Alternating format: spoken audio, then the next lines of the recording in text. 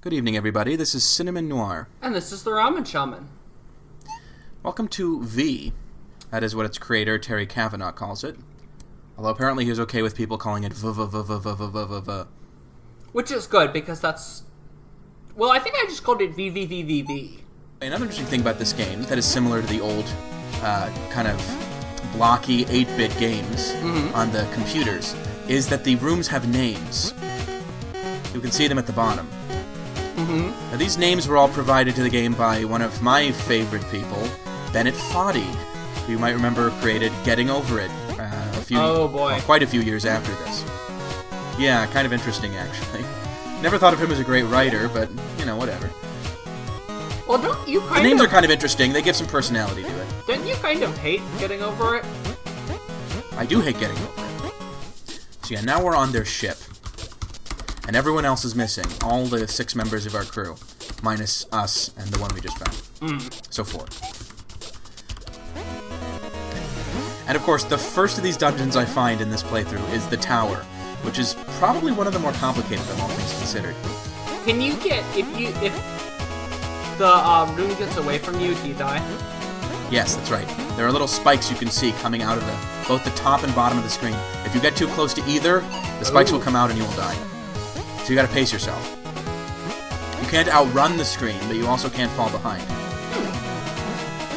And the tower is very interesting. One of the more complicated parts of the game, and one of the few that requires a certain amount of quick reaction time, rather than just figuring out the puzzle. Actually, I should say, a lot of this game is more reaction time than puzzles. So. Yeah. Anyway, what I need to do is get over onto that tiny block on the left-hand side of the screen. You can see it coming into view just now. Without constantly running into the spikes, which is what I do because I keep not paying attention to that side of the screen. And then I need to fall from that onto that little ledge. Wow. Right next to the arrows I just saw. Yeah, it requires you to be paying a lot of attention and to have very careful little nudges. Ooh. I'm not good at little nudges. Just keep running into those spikes. The tower is interesting because I didn't realize this at first. I thought maybe it was its own separate area. But if you look on the map later, you will see it's just one gigantic column of rooms. Oh, God. So these really do all exist within the context of the overall map. Like, the entire length that this is showing, it's all composed of a set of rooms that is exactly the same size as if they were all separate screens. And that's the reason why it stretches from literally the bottom of the map to the top. We entered this from the bottom and we're going to exit at the top. One curious thing about this game is that even though it kind of has a story, it has no villain. Because your guys are just trapped by circumstances, not by any hostile person. That's honestly kind of friendly and nice. I like that. Yeah. This is kind of like a children's show. The point is just to find your friends. You don't have to worry about bad guys. And so what that means is everyone you meet is friendly, even though you meet barely any people. Well, you know, with this guy, Vermilion, who we just found, there'll only be 3 more. Sorry, what did you say? You meet a total of 6, right? Technically meet a total of 5. Viridian is one of the 6. Yeah. Huh. Vermilion is the one person on the ship where I have no idea what he actually does. So Violet is your pilot. Viridian is the captain, obviously. Later we'll find... What's her name? God, I can't remember. But she is the science officer. Vitellary is the ship's doctor, and Verdigris is basically the engineer. There's a bit of a Star Trek vibe to this whole setup, actually. Everyone has a purpose. Even Vermilion, although I don't know what it is. So yeah, here's Vermilion. He's here to warn us that the way ahead of here looks a little dangerous. But of course, we're Captain Viridian. We laugh in the face of danger. Well, I mean, kind of all of the ways here look a little dangerous on account of the spikes. That is true. This is curious. So yeah, these are warp zones. When you go into these rooms, they'll send you to a room completely across the world. Technically, this is not a world. This whole area we're in is a dimensional rift. You'll notice at the top it says Dimension VVVVV. Which is funny to me because it suggests that V in their language is like what X is for us. If for something to be unknown, they would put just a bunch of V's next to it. It's kind of an interesting idea. That may not be what Terry Kavanagh was going for, but it's what it looks like to me. It makes me think of the rival from Pokemon Gold Silver. Wasn't he just called Silver? Well, the thing is, his Or is he name called question marks? Yeah, listed as like question marks. Yeah, right. My cousin actually thought it was a test, and so put his name as like a bunch of question marks. Oh, that's funny. When people were asked what he was, yeah. Anyway, have you noticed something weird? We're going through some of these rooms, and it looks like we're just landing in the same room again. But if you look at the map, we're not actually doing that. It's just that there are a bunch of rooms in a row that look exactly the same. And there's no way that's unintentional. Oh, of course it's intentional. It's just weird, because the way this game is designed, the room doesn't shift at all when you enter it, which means that it looks like you're staying in the same room. Yeah. It actually tricked me when I played through this. I assumed that there was some trickery going on, partly because in other parts of the game, that does happen. But we'll see that a little later on.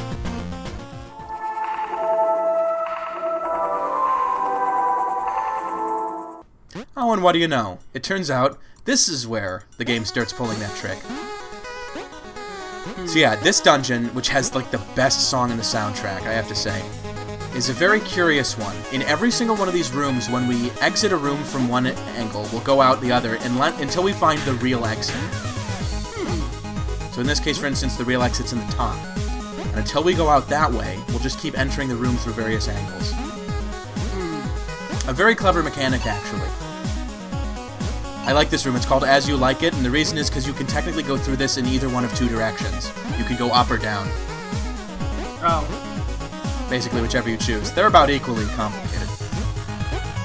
I was going to guess it had something to do with the somewhat unmemorable Shakespeare play. Yeah, no. I don't know if this is non-Euclidean geometry or what. I don't think it's non-Euclidean. Oh, I love this room's name, by the way. Twisty Little Passages could easily be a reference to the Infocom text adventure games, where in one of them it says, "You are in a maze of twisty little passages, all alike." Huh. Very annoying, because in those rooms, they're all given an identical description in the maze. They all say, "You are in a maze of twisty little passages, all alike." So they really are all alike, because you can't tell the difference between them. Oh, jeez. That's horrible. You have to work out the exact sequence of what you're supposed to do in order to get out of the maze. There's a lot of note-taking in those old text adventures. I noticed. And yeah, here is our friend. What is his name? I wish I remembered. Verdigris, that's his name. Yeah, this is the engineer. Oh, nice. So yeah, Verdigris is really unhappy. And the other thing is that unlike us, he cannot flip, which makes us a little difficult. How does he move? Does he just follow you? Yes, all of the other guys, when they are trying to follow you around, they will follow you. Only now here he's stuck in limbo because I had to dance a little bit before I left. Anyway, welcome to the most annoying part of the game. So, you need to lead Verdigris to the end. So, you guys work out a system where he will follow you when you are standing on the ground, but when you flip and go on the ceiling, he'll stay put.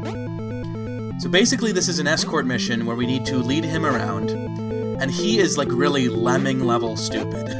So he will run right into obstacles. You need to be careful not to lead him into them. Yeah, stop for a little small talk here, you know, small talk's important. One thing I love about this game is that the 6 crew members are presented as like real-life co-workers, so they engage in like little bits of socializing in order to socializing in order to keep each other happy. You know what I mean? Mm-hmm. So they're very friendly to each other, which is kind of cool, you know? They're very nice. This whole game is just very nice. It's like almost Care Bears level sweet. Yeah, but not the design of the game. Oh, I love this. When it's juxtaposed with the, like the murderous... The spiky death? Yeah, I know. It is a little creepy. Anyway, I love how it said, stay close to each other, and in that last screen I was literally superimposed on Verdigris. It's like we became the same thing. I also like how when Verdigris dies, both he and Viridian, like, frown. Yeah. It's like they sympathetically understand how much pain the other one is going through. Well, I mean, you just watched your friend, like, horribly murdered. You think you would get a little jaded to it, though, you know, when it happens so many times. Now, I said the last puzzle was my least favorite, but this might actually be my least favorite. Because here we have to lead this rock-stupid guy through all these spikes, and he never goes far enough to, like, avoid them. This is really a bitch, this puzzle. Basically, Viridian has to go to the end of the platform without actually going off. And this part at the end is also very difficult. You need to lead Viridian off of the side without running into the spikes on top, of course, because they gotta make it that extra bit difficult. But also fast enough that Verdigris will follow you before it's low enough that he'll hit the wall and fall down into the spikes. Oh god. Yeah, that's bad. It's murderous. You'll notice, 2 times now I've gone through here, but Verdigris has been so stupid he's just kept blindly marching forward. I guess what annoys me about this part is it's not realistic. The fact that this guy needs your help and some guidance through these levels does not mean that he would keep blindly marching forward to his death. That time we both died at once. It's kind of horrible. And of course, the name of the room is just mocking me. Do try to keep up. Maybe if he would actually stick to me, instead of like 5 feet behind me. I think Verdigris has too highly developed a sense of personal space. He's just like, oh no, don't mind me, I'll just back up into this spike. I like that he's just sort of although their smiles do come off as a bit, like, vacuous. They are, yeah. They're not like serial killer smiles, but they are a little dopey. Yeah. The fact that they talk is the one thing that keeps me from thinking of these guys as, like, simpletons. But really, when you get right down to it, there's something a little bit like Teletubbies about this, you know? Like, they're all tiny, but they're in this massive ship, and they have these assigned tasks, even though they don't necessarily seem smart enough to do them. I don't know. I also love how Viridian's upset because we're stuck in another dimension, even though we already knew that. And Violet just sympathetically goes, oh yeah, that's really awful. It's just making me remember, Pokemon Red and Blue, with all the... I like that all the town names in that were just, like, fancy, somewhat obscure names for colors. Yeah, that was really weird. I love Fuchsia. Palette Town. Fuchsia City. Fuchsia City. I didn't realize this for the longest time, but Fuchsia was actually named after a guy whose last name was Fuchs. He's a German botanist, so it's literally like Fuchsia. In fact, a lot of plant names are that. So Dahlia, which to me just sounds like a pretty name, it's named after a botanist named Dahl. Oh. Yeah, and most plants ending in IA are like that. Zinnias are named after someone named Zinn, also German. You know, it's just, that's how it goes. I guess. So I really like this dungeon's gimmick.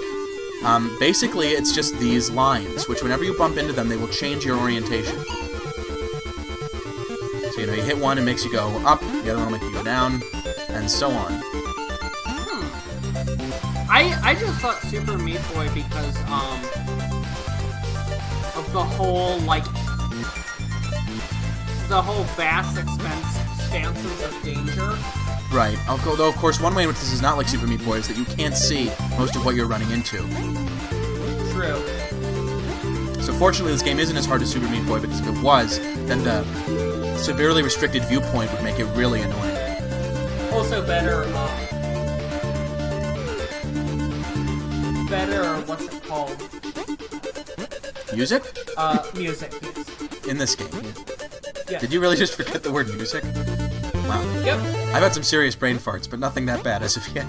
And here it is. This is Veronica. I guess she's more of a deep blue than a purple color. Violet is technically the purple one. Oh, and she's the only one who isn't grinning? Oh. Well, they all grin eventually. Most of them are sad when you find them. Understandably.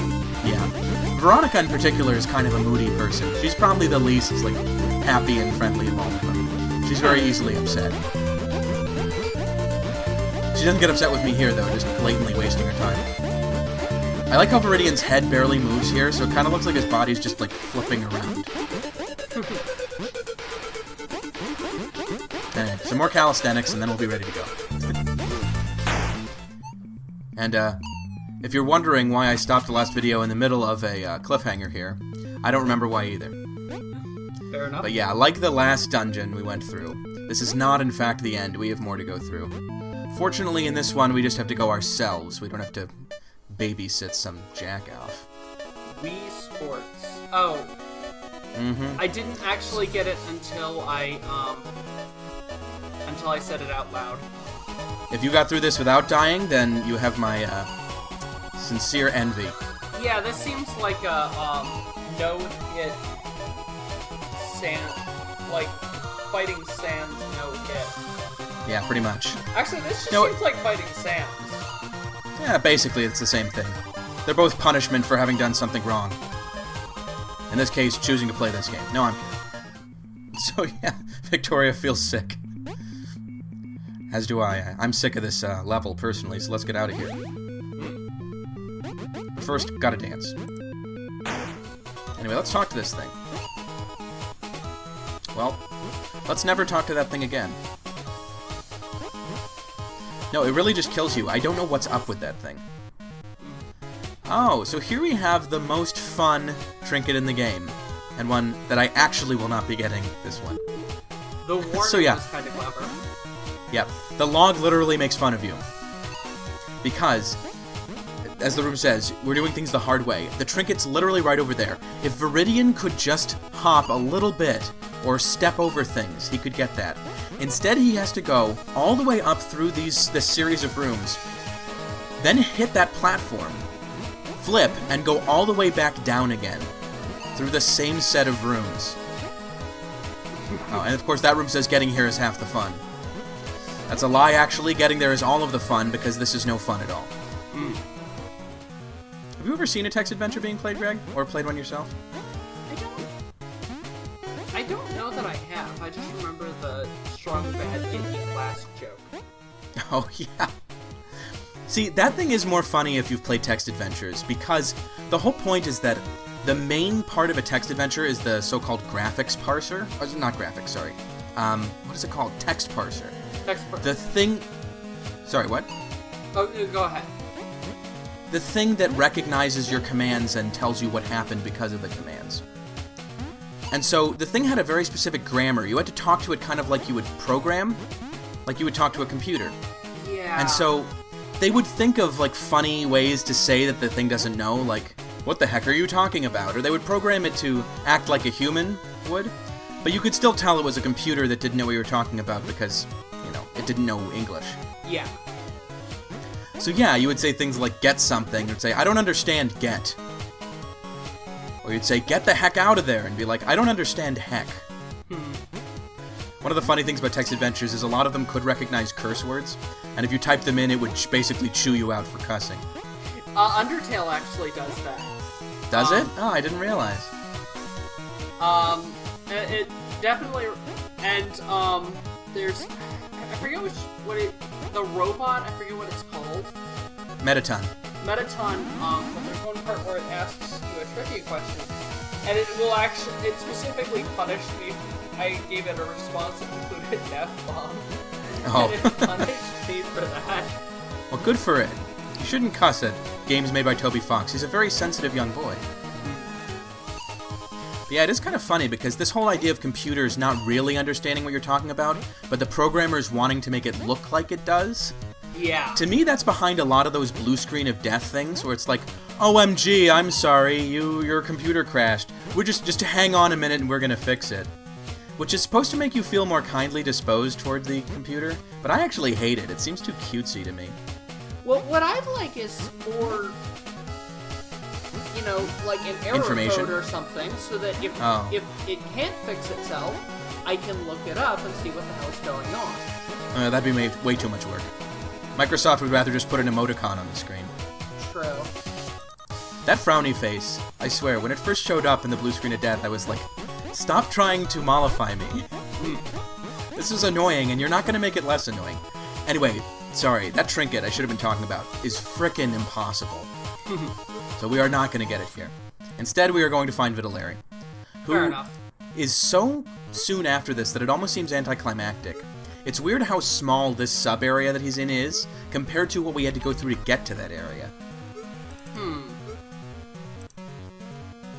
Anyway, let's just go back.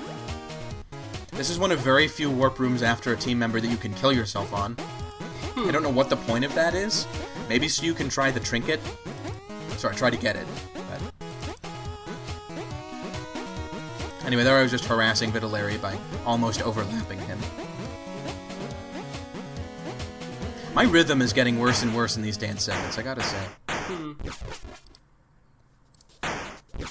Except they're not all back, because now we're missing.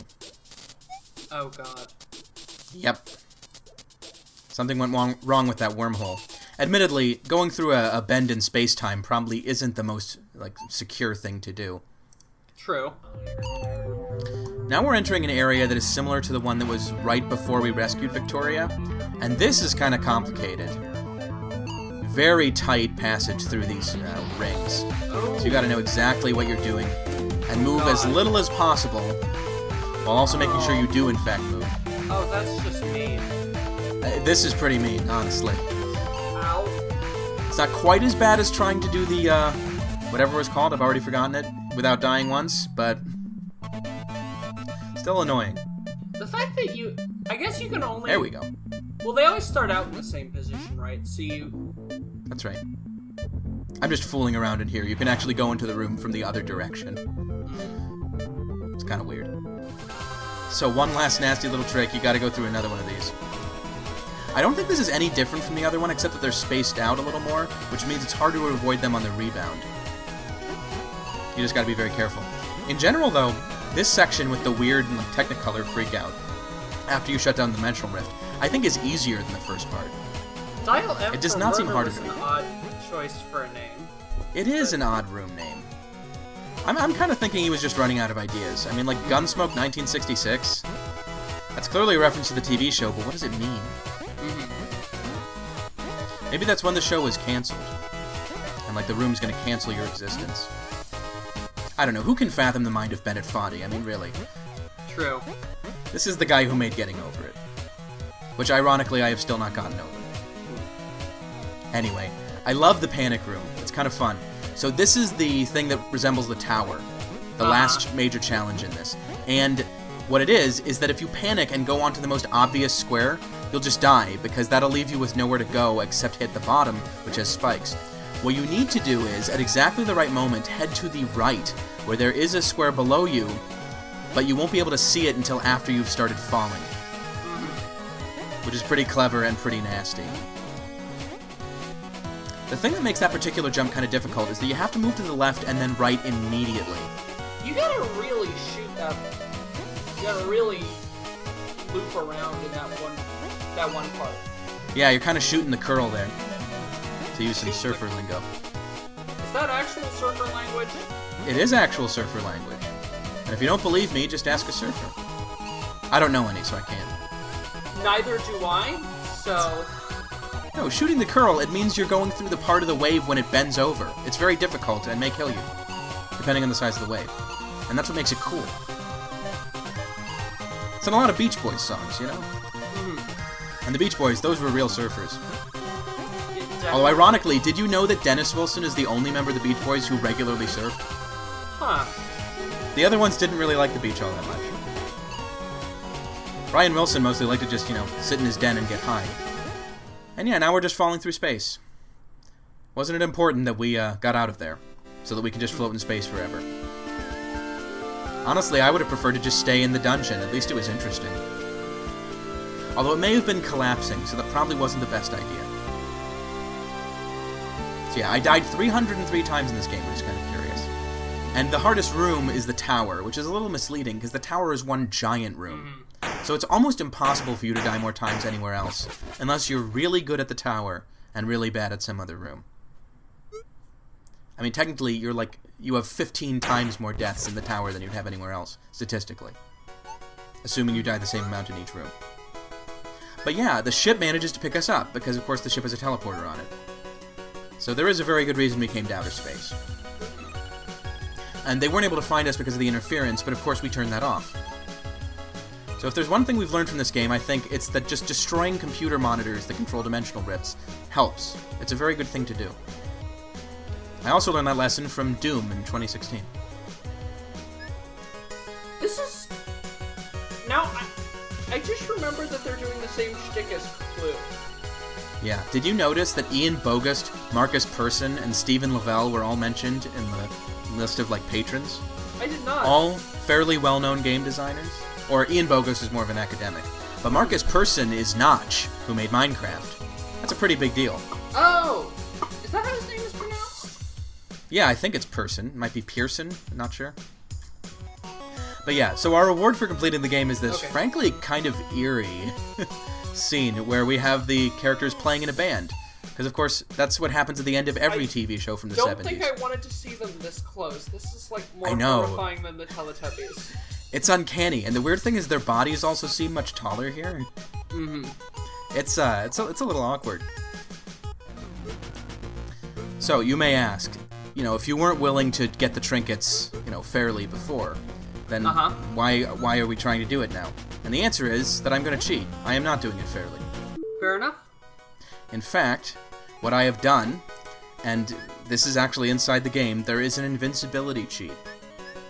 Now, Terry Kavanagh says, when you activate the cheat, that it was intended for people who are actually, you know, disabled. Like, people who have trouble clicking buttons and doing stuff, so that they can enjoy the game as kind of a walking simulator type experience. And just go through it. However, I've decided to exploit that for my own personal gain. You know, one type of easy mode that I kind of get, but also kind of resent. Uh-huh. I know they did this in MGS5 where if you died enough times, it would ask if you wanted to wear the chicken outfit, which was their easy mode. Yeah. You see the problem? Well, no, I don't actually. I love chicken outfits. I would wear it just for fun. No, it's a twist on the whole, you know, super guide thing, which you may have noticed from Super Mario Galaxy 2 and stuff like that. Where if you fail enough times, the game will do it for you. And I don't have any problem with the game making fun of you for not being good enough to beat it, because if you don't like that, then why are you playing the game in the first place, you know? Games are tough for a reason. I don't know. I'm fine with a game that sort of gently pokes fun at you for using easy mode. I like a game where it doesn't poke fun at you for using easy mode. Either way is fine by me. Now, Bloodborne doesn't have an easy mode, but it does have hunters who will mock you if you die to them. Yeah, right. But that's not the game mocking you. That's just some asshole doing it. And I fully expect hunters to do that, because they're the biggest pricks in the world, you know? This is embarrassing. I actually got this trinket in my first run through this game that I didn't record. It's right at the beginning of the game, and it's supposed to be the first one you find, because Viridian mentions, like, oh, a shiny thing. I should go and get that, because I'm a pack rat. Fair enough. But I missed that, so I had to explain it myself instead of the game explaining it. That was my Why was there a giant cat head? I don't think that was a cat head. It looked more like a Space Invader. Have you played Space Invaders? A while ago. That thing looks uncannily like one of the Space Invaders. But I think I know what you're talking about. Obviously there's the giant cat head in that room to kill you, for your presumption. No, the reason is to force you to flip onto the tiny area. And to tell you, since it happens early in the game, that it's there. Anyway, I have decided to do the most insulting way of abusing my cheating powers to get this. But in addition, I'm also going to show you all of the crap that you need to do. So yeah, you need to get onto this thing from the bottom, which includes getting past all these things. Make sure you don't go in the right path on the way back down, because that will kill you no matter what you do. So don't take the wrong way through that. Head back through here, and all the way down on the other side. I have actually seen someone go all the way through this correctly, and then land on the wrong side of the platform. Oh, which has got to be the most controller-snapping frustration you could ever experience. And yet, the game makes it pretty easy to do, because look how close you are to the block when you do that. And you have to move over to the left in order to escape the spikes. So if you just kind of brainlessly, after your brain's been pounded into batter by this impossible puzzle, keep going to the left, you will put yourself right where you were at the beginning of all that crap. It's horrible. It is... I would go so far as to say it is more than old school hard. Even old school games would not play with you this much. That's why I gotta, insult Terry Kavanagh by using something that he actually put in his game so that I could use it. Fair enough. But in my mind, I'm still winning. Same logic. Anyway, let's take a look at all of our trinkets. They look pretty good there. Probably because it's hard to truly get the perspective of someone who's never played the puzzle before. Oh, good. So we thought we were going to experience the same thing we did at the beginning of the game. In fact, that was very similar to what happened at the cutscene at the beginning. But instead, it's just that all of our shiny trinkets have turned into this giant warp. Which is cool. I think we should just go right on in there. Mm-hmm. Yep. So intrepid Captain Viridian. No qualms, let's just go. Well, this was a bad idea. I guess we're just going to suffocate in here. But no, in fact we won't, because as they all realize at the same time, they can combine a talent that they have never used before and will never use again. This is definitely the weirdest thing that happens in the entire game. They can just do this. They're like Voltron, even though they're people. Although, actually, that suggests they might be robots. That special trophy you get for completing the game in no death mode, which is impossible. So yes, the Super Gravitron is only for fun. Do not try to use it for education, or you will be punished. By being made to sit in the corner, which is kind of funny, because if you go into the corner, Viridian will frown, like he's being punished. It literally just occurred to me that that's the reason why that works the way it did. It completely stumped me when I went through it originally. Speaking of things I didn't expect, I forgot after going to the Super Gravitron that I'm immortal now. And apparently the Super Gravitron does not change that. So I'm just going to get tons of trophies in here that I don't deserve at all. Okay, then. Isn't this a great way to end a Let's Play?